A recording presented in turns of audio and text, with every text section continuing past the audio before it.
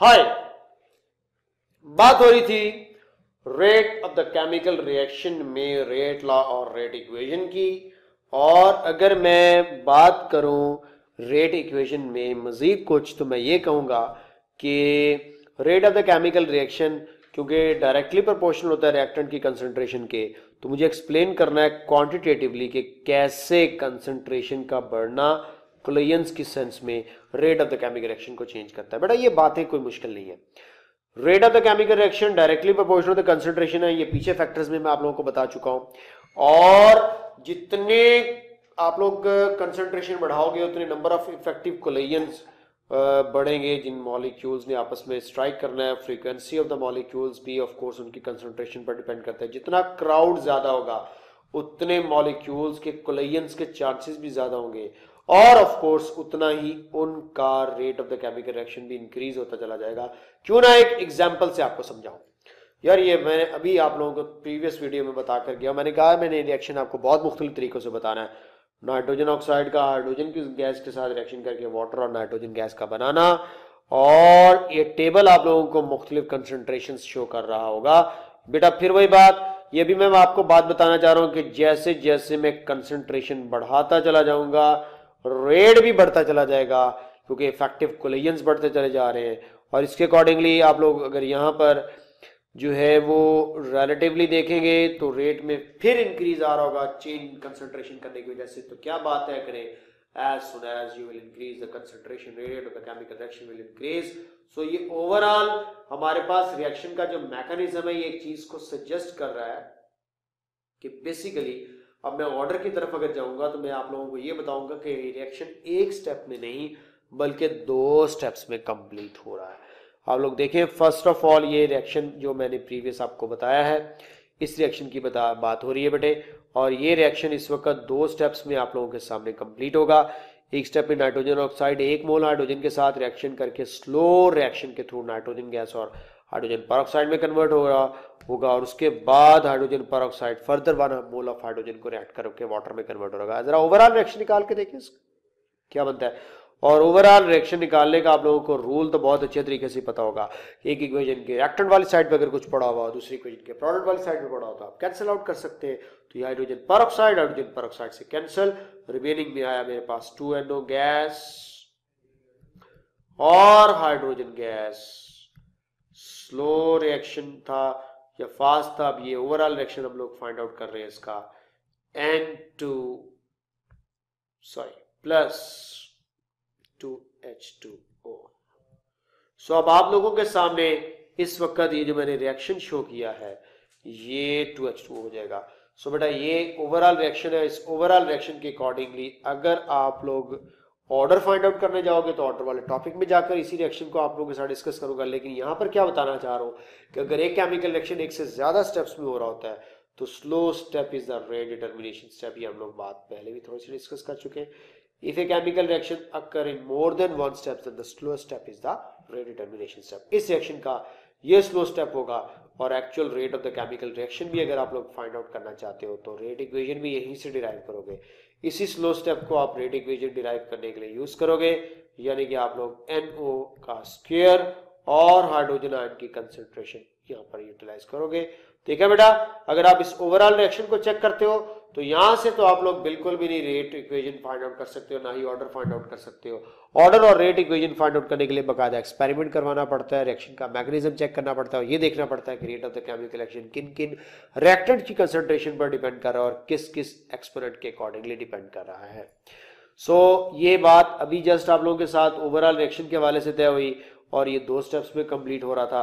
फिर वही बात है यूएचएस वाले ने क्या कंस्ट्रक्ट करो रेट इक्वेशन आप लोगों के पास, जैसे कि ये K is equal to A into M और B, special emphasis on the order of reaction निकालने के लिए। तो बेटा फिर वही बात कि यहां से जैसे जैसे आप हाइड्रोजन की कंसंट्रेशन को डबल करोगे रेट डबल हो रहा है तो रेट का हाइड्रोजन की कंसंट्रेशन के साथ डायरेक्ट, और फिर आप लोग यहाँ पर नाइट्रोजन ऑक्साइड की कंसंट्रेशन डबल करते हो तो रेट उसके स्क्वायर के अकॉर्डिंगली चेंज होता है।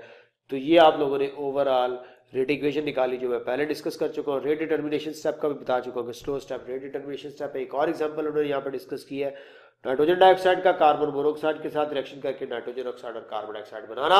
इसकी जो रेट इक्वेशन है उसमें कार्बन मोनोऑक्साइड का दूर दूर तक कोई ताल्लुक नहीं है, वो है रेट इज इक्वल टू के इंटू NO2 का स्क्वायर। अब ये कैसे आई है आपके पास रेट इक्वेशन, क्योंकि आप लोगों को पता होना चाहिए कि ये जो रिएक्शन है ये एक्चुअली 2 स्टेप्स में कंप्लीट होगा। इसमें से एक स्लो स्टेप और एक फास्ट स्टेप। स्लो स्टेप में नाइट्रोजन डाइऑक्साइड के साथ रिएक्शन करके नाइट्रोजन ट्राइऑक्साइड और नाइट्रिक ऑक्साइड बनाएगा। एंड स्टूडेंट्स ये नाइट्रोजन ट्राइऑक्साइड मिलकर फर्दर कार्बन मोनोऑक्साइड के साथ नाइट्रोजन डाइऑक्साइड और कार्बन डाइऑक्साइड बनाएगा। और अगर आप इस रिएक्शन का ओवरऑल रिएक्शन निकालना चाहते हैं तो आप लोग मुझे बताएं कि मुझे क्या कुछ कैंसिल करना पड़ेगा। मुझे इस तरफ से NO3 और इस तरफ से NO3 कैंसिल करना पड़ेगा, मुझे इस तरफ से NO2 और इस तरफ से NO2 कैंसिल करना पड़ेगा। तो ओवरऑल रिएक्शन मेरे पास बनेगा NO2 plus CO goes to form NO and CO2। So ये जो स्लो स्टेप है ये रेट डिटर्मिनेशन स्टेप है। और बेटे slow step rate determination step में आपको सिर्फ और सिर्फ किसकी कंसेंट्रेशन मिल रही है, नाइट्रोजन डाइऑक्साइड की। तो याद रख लें जब भी रेट इक्वेशन निकालनी है तो एक्सपेरिमेंट के बाद निकालनी है, रिएक्शन को नहीं देखना, रिएक्शन के मैकेनिज्म को देखना है, स्लो स्टेप को देखना है, उसको शामिल करना है। तो ये जो स्पीशीज टेम्परेरली एग्जिस्ट कर रही होगी वो अनस्टेबल स्पीशीज है रिएक्टेंट्स और प्रोडक्ट्स में, आप लोगों ने उनको बैलेंस केमिकल इक्वेशन में तो अपीयर करवाना है, लेकिन बेटे याद रखिए ये है इंटरमीडिएट कहलाएगी। आप लोग इनको रेट इक्वेशन में शामिल नहीं करोगे तो कोई भी इंटरमीडिएट प्रोडक्ट रेट इक्वेशन में शामिल नहीं होती। तो अबव रिएक्शन में NO3 जो है वो इंटरमीडिएट था और उधर से जो NO2 आप लोग बैलेंस करते हुए कैंसिल कर रहे हैं वो इंटरमीडिएट में मौजूद था। तो इसको अकॉर्डिंगली देखें उसने जरा बात को ना सिंप्लीफाई, मेरी बात से थोड़ा सा आप लोगों को जो है वो अब थोड़ी सी जजमेंट करनी चाहिए कि जो इंटरमीडिएट प्रोडक्ट बन रही है ना NO3, आप इसको कैंसिल कर ले, बाकी आप इसको जो स्लो स्टेप की 2 रिएक्टेंट के मॉलिक्यूल्स हैं आप इसको जरूर शामिल करेंगे। यानी कि आप यूं समझ लो ये रिएक्शन बिल्कुल किसी भी सूरत में शामिल नहीं किया जाएगा रेट डिटर्मिनेशन के अंदर या रेट इक्वेशन के अंदर। तो स्लो स्टेप में ये जो 2 रिएक्टर्स मौजूद हैं इनकी कंसंट्रेशन के अकॉर्डिंगली आपके पास NO2 का स्क्वायर रेट इक्वेशन कंस्ट्रक्ट हो रही होगी।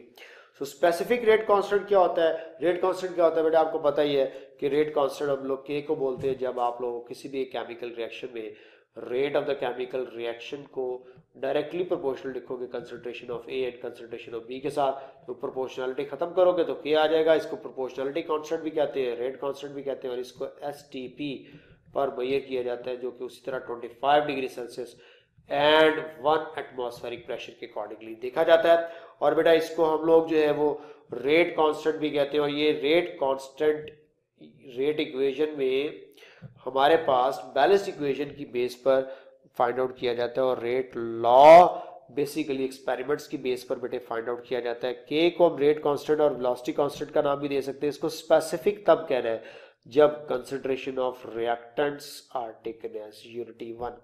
So when concentration of reactants taken as unity 1, then that rate constant will be called as specific rate constant 1 into when answer क्या है आपके पास K. So rate constant will be called specific rate constant when concentration of reactants are taken as unity 1. तो specific rate constant उम्मीद आपको पता चला होगा, एक rate constant in which concentrations of reactants are taken as unity, इसको specific rate constant कहते हैं। UHS के सिलेबस की लाइन थी इसलिए आप लोगों को डिस्कस करना जरूरी था। वेरीफाई करना है सजेस्टिंग रिएक्शंस मैकेनिज्म से कि इसकी ऑब्जर्व्ड काइनेटिक्स क्या होगी। यानी कि यूं समझ लो एक रिएक्शन को उसके मल्टी स्टेप में लेकर के जाना है, मैकेनिज्म को स्टडी करना चाह रहे हैं।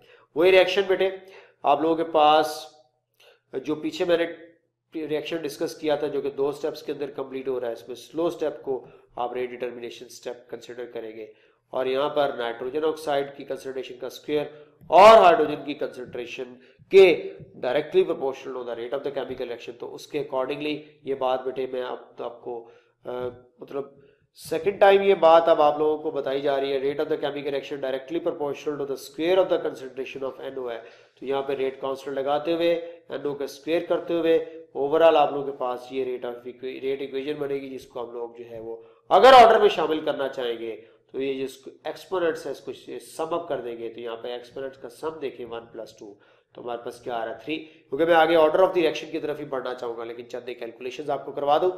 कैलकुलेट करने के लिए क्या है, initial rate using concentration data UHS वाले ने, ये तकरीबन यूनिट के एंड पे जाके चंद एक चीजें मैं शुरू में इसलिए डिस्कस करा रहा हूं सीक्वेंस मेंटेन करने के लिए। Initial rates of the reactions can be determined by knowing the concentration change with respect to time. तो आपको पता है किसी भी केमिकल रिएक्शन का अगर रेट मेजर करना हो तो just concentration change with respect to time change पता चला लो, डिवाइड करने पर आंसर आ जाएगा।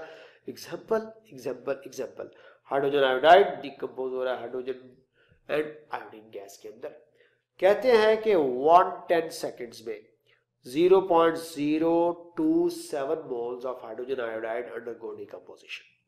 सो इस इंफॉर्मेशन को यूज करें, ये टाइम है और ये कंसंट्रेशन है, तो इनिशियल रेट कैसे मेजर होगा, delta C over delta T value put करनी पड़ेगी। बच्चे ये थी चेंज इन द कंसंट्रेशन की value with respect to time change. अगर आप इसको सॉर्ट आउट करते हो तो ये 2.7 ही रहेगा अप्रोक्सीमेटली टू 10⁻⁻⁴। ये आपके पास 110 से डिवाइड होने के बाद 2.5।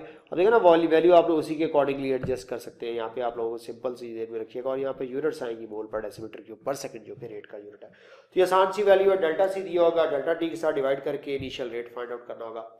Rate of the reaction and rate constant के दरमियान एक छोटा सा डिफरेंस है, ये पढ़ लीजिएगा आप लोग। मैं वैसे सब कुछ बता चुका हूँ कि instantaneous change in the concentration of reactants and products, और ये एक प्रोपोर्शनैलिटी कांस्टेंट है, इसकी मोल पर डेसीमीटर क्यूब पर सेकंड से डिपेंड किया जाता है। इसके यूनिट्स जो है वो ऑर्डर ऑफ द रिएक्शन पर डिपेंड करते हैं, जो मैं आगे चल के आपको बताऊंगा। और ये concentration of the reactants and products पर डिपेंड करता है, इसका कंसंट्रेशन के साथ कोई ताल्लुक नहीं। ऑफ कोर्स ये टोटली टेम्परेचर डिपेंडेंट होगा और इसकी कंडीशन जो है वो हमारे पास फिक्स्ड रहती है फॉर अ फिक्स्ड टेम्परेचर।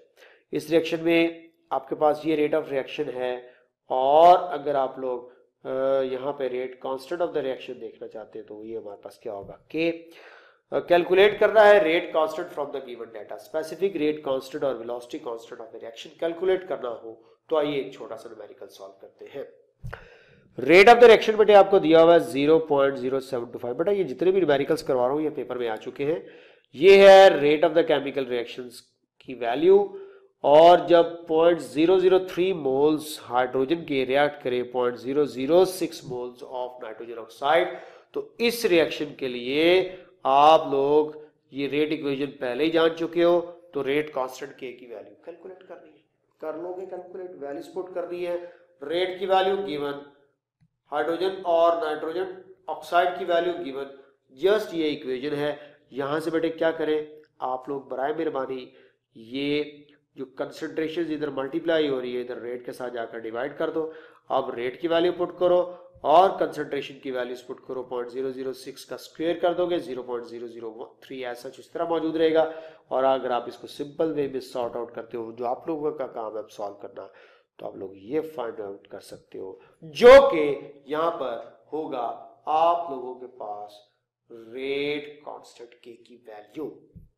आगे ऑर्डर ऑफ द रिएक्शन हमारे पास इस यूनिट का टॉपिक आ गया जिसका बड़ी बेचैनी और बेदर्दी से इंतजार था। बेटा ऑर्डर ऑफ द रिएक्शन को दो तरह से डिफाइन किया जा सकता है। एक तो ऑर्डर ऑफ रिएक्शन क्या होता है कि sum of exponents in a rate law और रेट इक्वेशन, इसको हम लोग ऑर्डर ऑफ द रिएक्शन के अंदर इंक्लूड करेंगे। दूसरी क्या डेफिनेशन हो सकती है, वो रिएक्टेंट के मॉलिक्यूल्स की तादाद या वो रिएक्टेंट के मॉलिक्यूल्स जिन पर rate of the chemical reaction depend कर रहा है, जिन रिएक्टेंट की कंसंट्रेशन चेंज करने से रेट चेंज हो रहा होता है, उन रिएक्टेंट के मॉलिक्यूल्स के नंबर को क्या बोला जाता है, order of the reaction. The number of the reactant molecules whose concentration change can alter the rate of the chemical reaction, that will be known as the order of the reaction, या फिर sum of exponents in the rate law और rate equation को भी order of the reaction कहा जाता है। So आप देख सकते हैं sum of exponents of the concentration terms in rate law rate equation order of the reaction कहलाएगा। और ये वो नंबर ऑफ रिएक्टिंग सब्सटेंसेस भी हो सकते हैं जिनकी कंसंट्रेशन चेंज से आप लोगों को केमिकल रिएक्शन का रेट चेंज होता हुआ मिलेगा। तो rate of the chemical reaction आप लोगों के पास इस रिएक्शन के लिए मौजूद है। ये ए और बी एक्सपोनेंट्स को अगर सम कर देते तो आप लोगों के पास ऑर्डर ऑफ द रिएक्शन आ जाता है।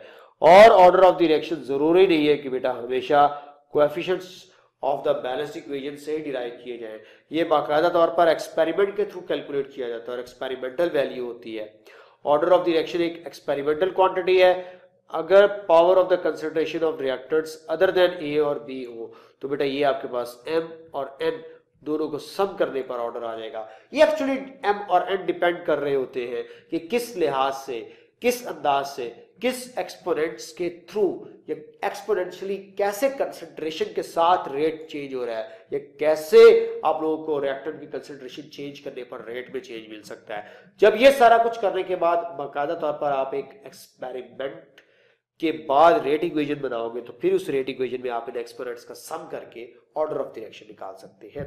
सो काइंडली जरा देखिएगा, आप लोगों के पास जनरल बात की जाए तो ऑर्डर की टाइप्स बहुत सी है, जिसमें जीरो ऑर्डर रिएक्शन आ जाता है जब rate of the chemical reaction initial concentration पर डिपेंड ना कर रहा हो, कंसंट्रेशन डबल ट्रिपल करने पर रेट में कोई चेंज ना आ रहा हो तो वो जीरो ऑर्डर रिएक्शन। और बेटे जीरो ऑर्डर की रिएक्शन की एग्जांपल में आ जाते हैं तमाम फोटोकेमिकल रिएक्शंस जो लाइट की प्रेजेंस में होते हैं, और थर्मोकेमिकल रिएक्शंस भी बाज दफा जो है वो जो टोटली हीट पर डिपेंड करते हैं वो जीरो ऑर्डर में इंक्लूड किए जाएंगे।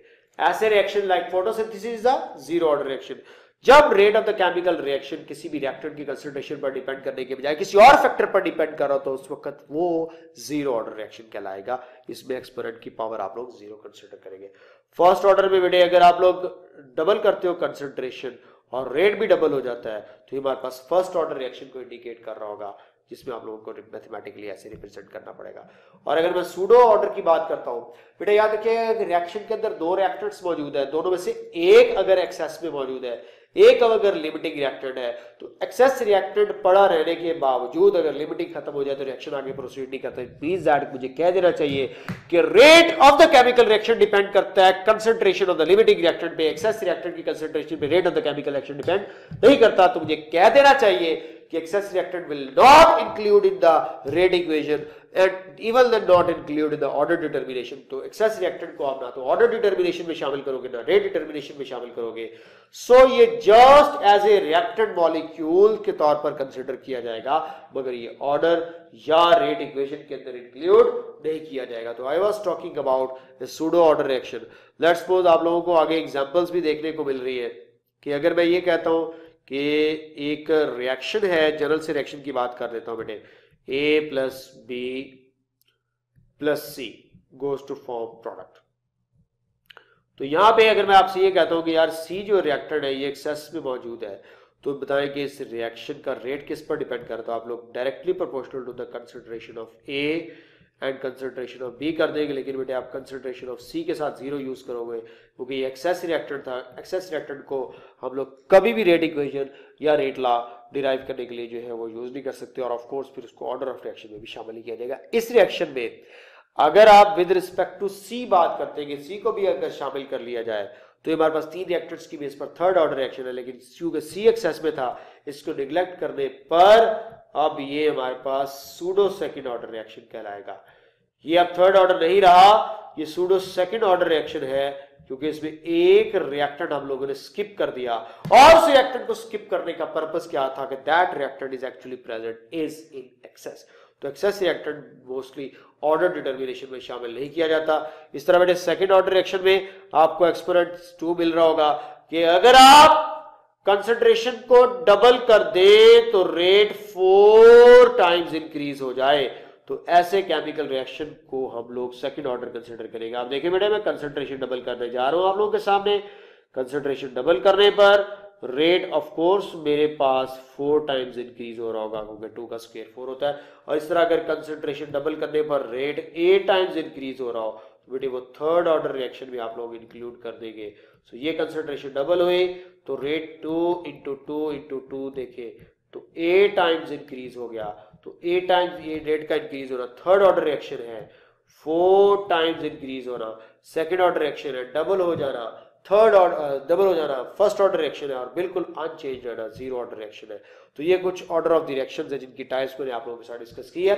इन सबको अलॉन्ग विद एग्जांपल्स आपके पास जीरो, फर्स्ट, सेकंड और साथ में यूनिट्स ऑफ रेट कांस्टेंट के भी बेटे डिराइव करके दिखा दिए। आप लोग ये डिराइव कर लीजिएगा, रेट कांस्टेंट की यूनिट कोई इतना डिफिकल्ट टास्क नहीं है, नहीं तो एक आध का आप लोगों को मैं जरूर जो है वो कैलकुलेट करके दिखा दूंगा। तो बेटा मैं अपने नेक्स्ट वीडियो के अंदर आप लोगों के सामने ये सारी की सारी जो एग्जांपल्स हैं इनको थोड़ा सा फर्दर डिटेल में लेकर जाना चाहूंगा, और बाद में मॉलिक्यूलरिटी और ऑर्डर के अंदर एक डिफरेंस उसको डिस्कस किया जाएगा। तो in my next video I am going to discuss the order of the reaction along with examples and rate constant के यूनिट्स जो पेपर में एमसीक्यू में बहुत दफा पूछे जा चुके हैं। तो for that understanding kindly watch my next videos. Take care.